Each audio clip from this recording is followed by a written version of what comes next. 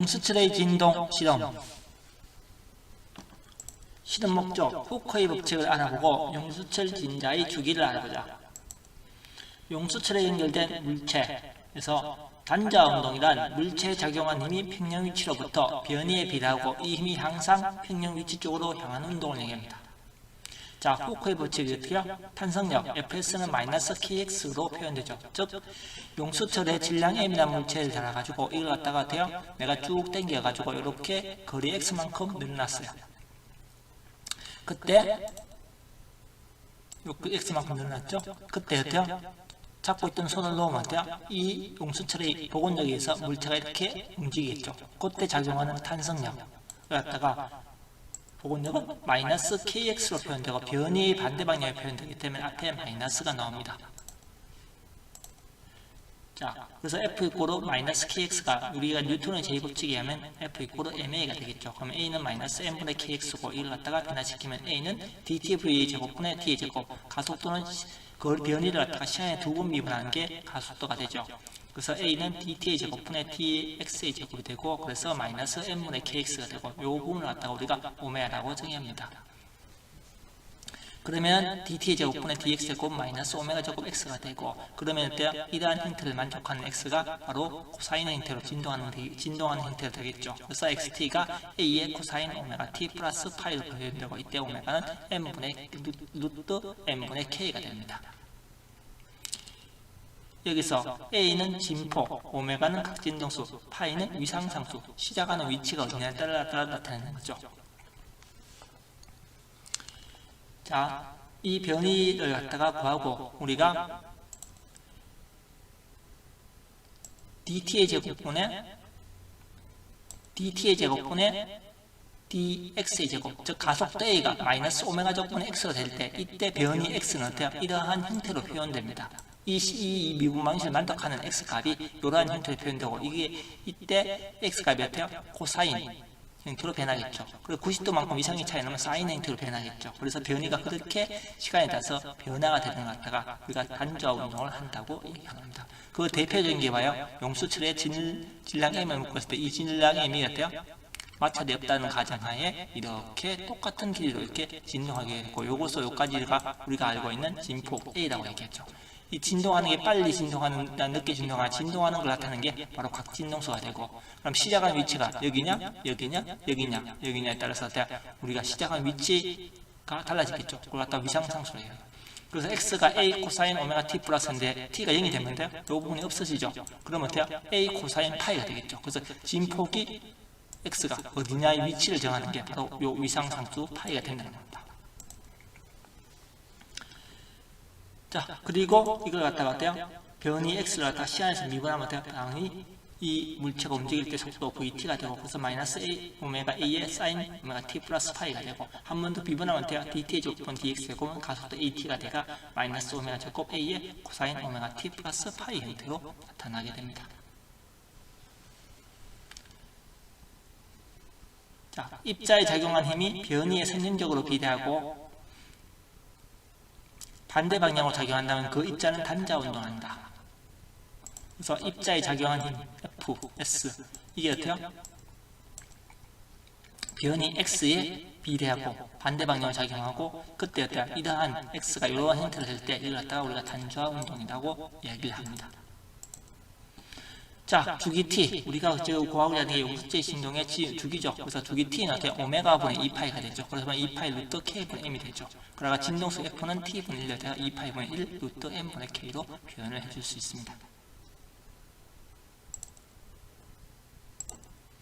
자, 실험 결과 용수철 상수 측정. 우리가 용수철의 진동을 측정하기 위해서 처음에 용수철의 상수값을 알아야 되겠죠. 그래서 우리가 여기 힘 센스에 용수철을 달고 여기다가 질량 추를 갖다가 매답니다. 질량 m. 그러면 어때요? 질량 m에 뭐가 작용해요? 여기 추에 있는 건 질량 m이 되겠죠. 질량 m이 되겠죠. 질량 m을 때 당연히 중력 mg가 작용하죠. 중력 mg가 작용하죠. 그리고 난 뒤에 용수철이 늘어났으니까 일로 돌아가려고 하는 용수철 탄성력 F 가 있겠죠. 그래서 중력과 탄성이 같으면 이 물체가 그 상태를 유지하겠죠. 그래서 힘의 평면 상태가 되는 거죠. 그래서 우리가 추를 달고 늘어난 길이 x를 측정하고 이 x는 어때요? 탄성량 f 이꼬르 마이너스 kx가 되니까 그걸 이용해서 우리가 탄성 용수철 상수값을 구해줄 수 있다는 겁니다.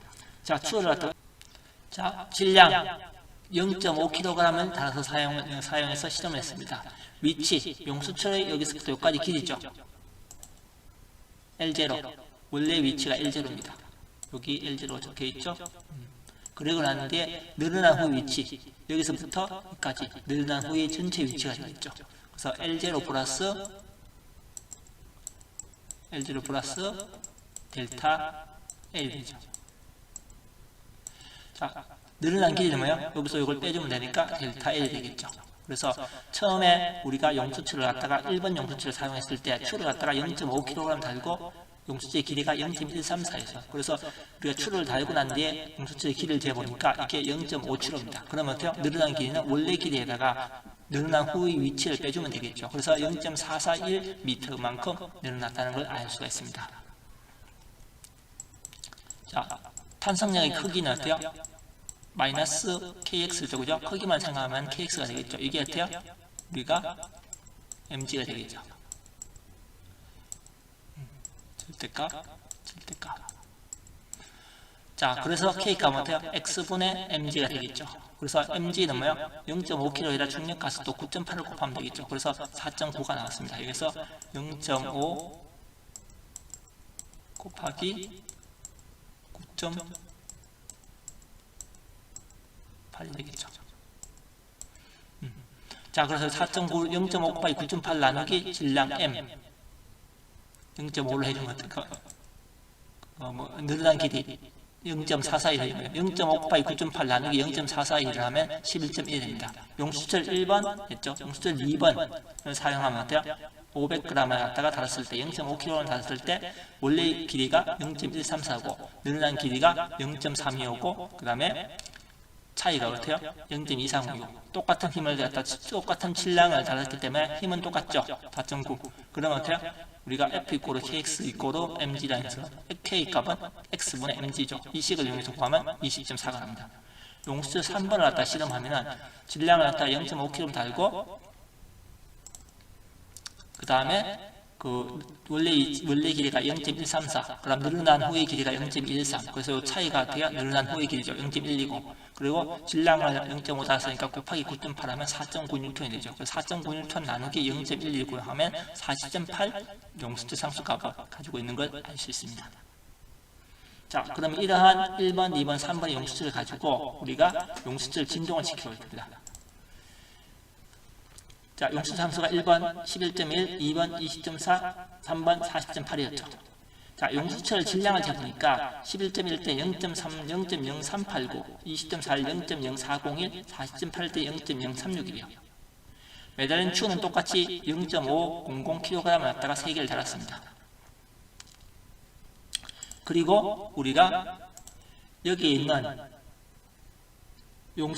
추를 갖다가 이렇게 쭉 당기고 넣으면 어떻게 돼요? 추가 이렇게 진동을 하겠죠. 아래 위로 이렇게.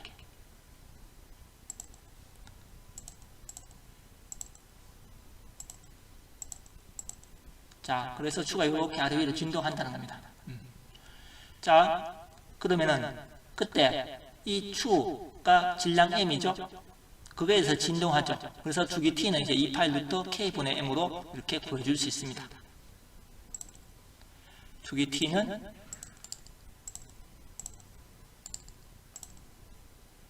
2파이 루트 k분의 m이죠.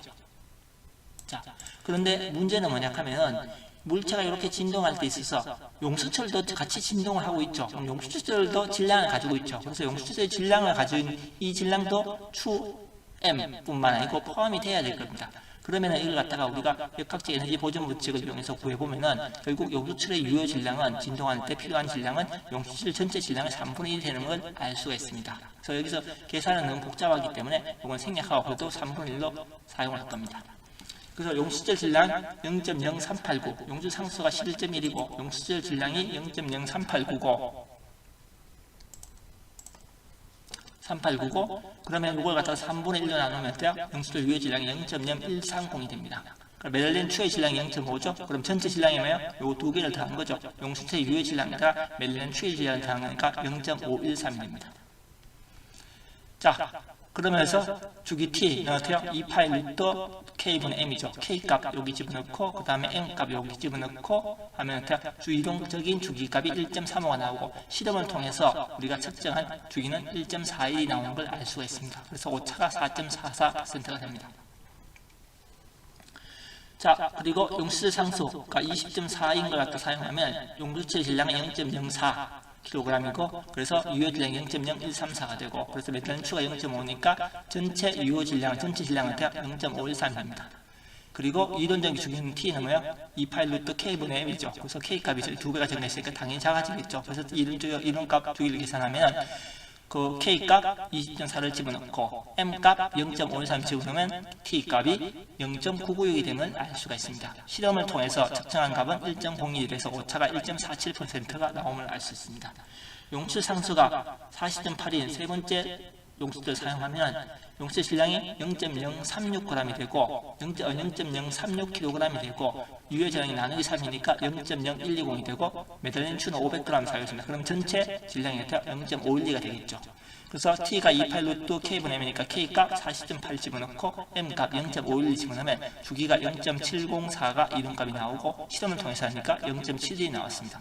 그래서 오차가 0.9102%가 되는 걸 알 수가 있습니다. 그래서 우리가 용수철 진자에 진동할 때의 주기를 실험적으로 측정해 보았습니다. 용수철 진동 시험. 자, 여기 용수철이 있죠. 여기다 내가 추를 달아가지고 용수철이 진동할 때의 주기를 갖다가 측정할 겁니다. 자, 먼저 우리가 용수철의 주기를 측정하기 위해서 용수철에는 탄성 계수를 알아야 돼요. 주기 t가 2파이 루트 k분의 m이죠. 그래서 탄성 계수를 알아야 되기 때문에 먼저 용수철은 탄성 계수, 힘상수를 갖다가 측정할 겁니다. 자, 힘상수를 측정하기 전에 처음에 용수철의 원래 길이를 갖다 알고 늘어난 길이를 측정해야 되겠죠. 그래서 여기까지, 여기서부터 여기까지 가면은 얼마요? 13cm, 13.2cm가 됩니다. 이것도 똑같이 13.2cm, 13.2cm가 됩니다. 그래서 용수철의 원래 길이가 13.2cm가 되고, 그러면 추 500g 갖다가 여기에 달면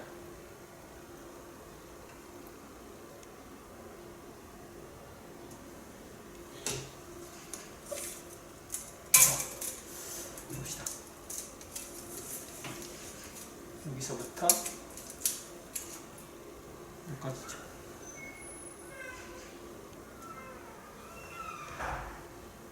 52.5cm 됐죠.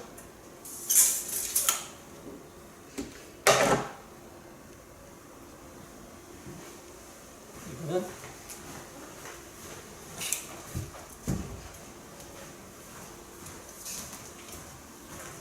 32cm가 됩니다. 그리고 이거는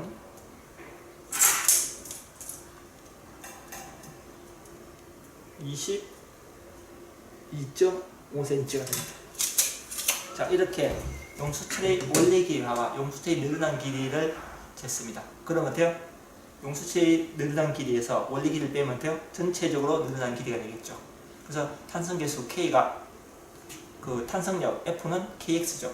그래서 지금 여기에 달린 추가 500g입니다. 그러면 돼요? 탄성력하고 그 다음에 중력 mg하고 같으니까 탄성계수 K를 갖다 구할 수 있죠. F 이꼬르 mg 이꼬르 KX가 되니까 K는 그 X분의 mg로서 탄성계수를 갖다가 구해줄 수가 있습니다.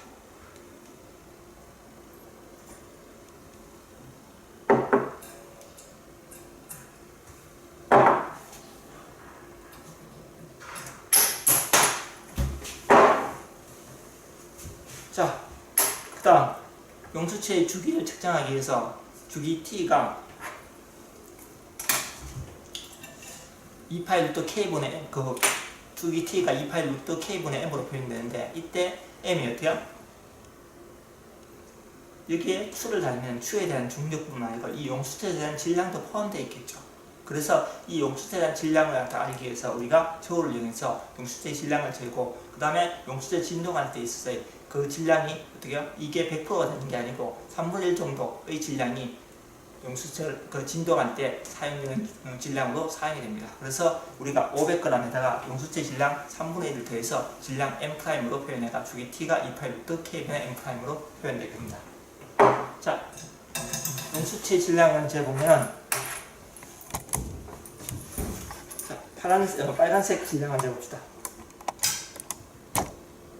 27.59g, 즉 27.6g이죠. 자, 초록색 32.44g, 32.5g 되겠죠? 30.68g, 30.7g 됩니다. 그래서 이 g을 갖다가 3분의 1을 갖다 나눠가지고 우리가 진동할 때 유효 질량을 표현해가지고 그 질량에다가 추의 질량 500g을 더하면 이게 용수체 진동할 때 질량 M' 됩니다. 자, 여기 초록색 추를 달고 여기다가 추를 달고 이렇게 진동을 시킵니다. 그때 진동의 주기를 측정해야 되기 때문에 우리가 운동 센서를 이용해서 이 진동의 주기를 측정하겠습니다.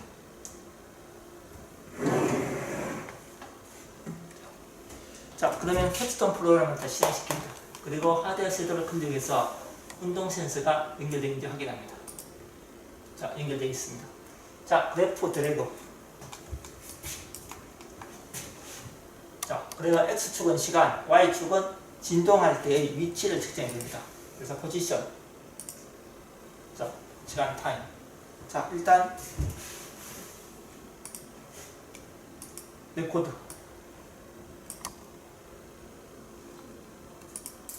스톱. 요 사이 거리가 대강 우리가 보면은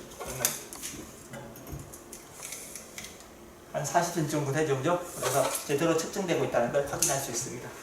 자, 그리고 이 물체가 진동할 때 있어서 속도가 되게 빠르죠. 그래서 이 주기 시간이 짧기 때문에 이 타임을 갖다가 변경시킵니다. 자, 이걸 갖다가 우리가 일단 100Hz를 해봅시다. 자, 레코드.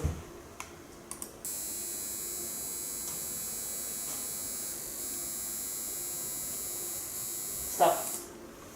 자, 주파수가 너무 크기 때문에 이렇게 잘못된 오류가 나오는 것 같으니까 이걸 갖다 50Hz로 바꿉시다. 자, 레코드. 스탑. 자, 여기서부터 여기까지 갖다 확대해요.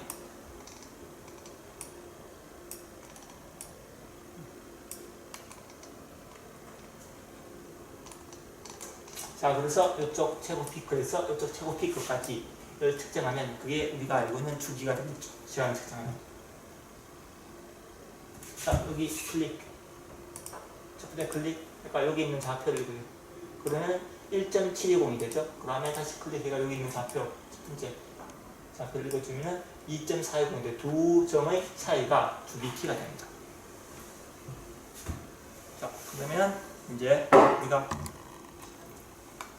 이렇게 실험적으로 주기를 갖다가 측정하고 그 다음에 우리가 앞에서 구한 판성계수를 이용해서 이동값으로 주기 측정해서 두 개를 갖다가 비교해 보면 됩니다. 자, 파란색 공수체를 설치합니다. 자, 여기다가 주기 다시 레코드.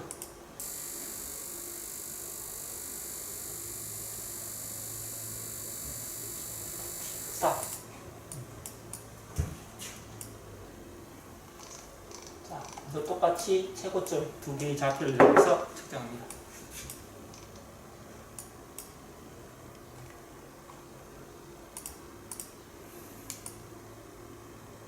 (2.44멈춰죠)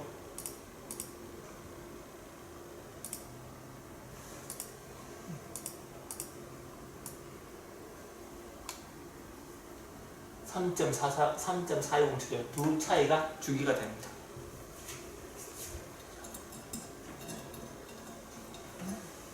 자, 그럼 빨간색 용수철을 설치합니다.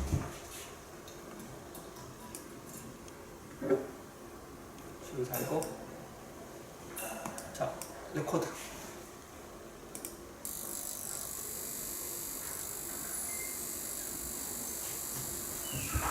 스탑. 자, 여기 보면은 측정되고 말고 하죠. 이 거리가 너무 가깝기 때문에 측정이 안 되는 겁니다. 그러면은 이 운동 센서를 갖다가 바닥에 놓고 용수철을 갖다가 바닥에서부터 측정하죠.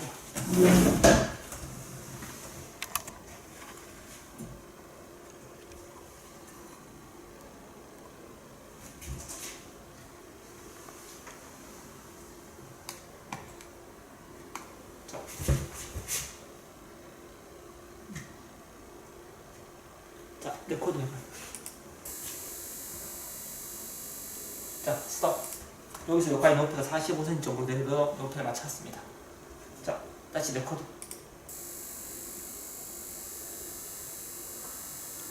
스탑. 자, 여기 보면은 진동 되죠? 최고점과 최고점 사이의 시간을 측정하는 주의가 됩니다.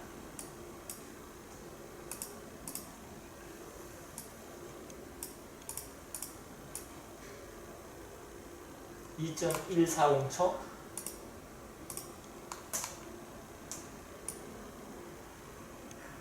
3.540초 둘 사이의 시간이 주의로 측정이 됩니다.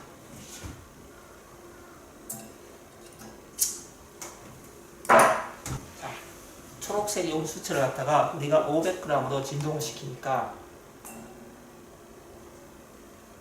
진동할 때 진폭이 너무 적어요. 그래서 우리가 이걸 갖다가 질량은 1kg 바꿔서 다시 한번 시험을 하도록 합니다. 자, 그러면은 이때 탄성 개수는 1kg만 달든지 그럼 500g 달든지 탄성 개수는 똑같죠? 용수 자체의 값이니까 이건 측정할 필요가 없습니다. 자, 그리고 이걸 갖다가 이렇게 놓고 자, 레코드. 자, 여기서 여기까지 길이가 30cm죠. 스탑. 자, 레코드. 스탑. 좀 더 깨끗한 값이 나오죠?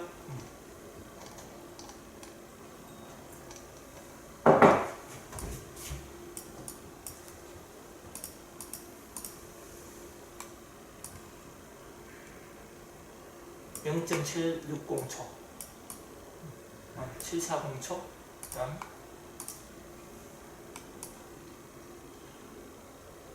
1.760초가 되죠. 그래서 이 둘 사이가 주기로 측정이 됩니다.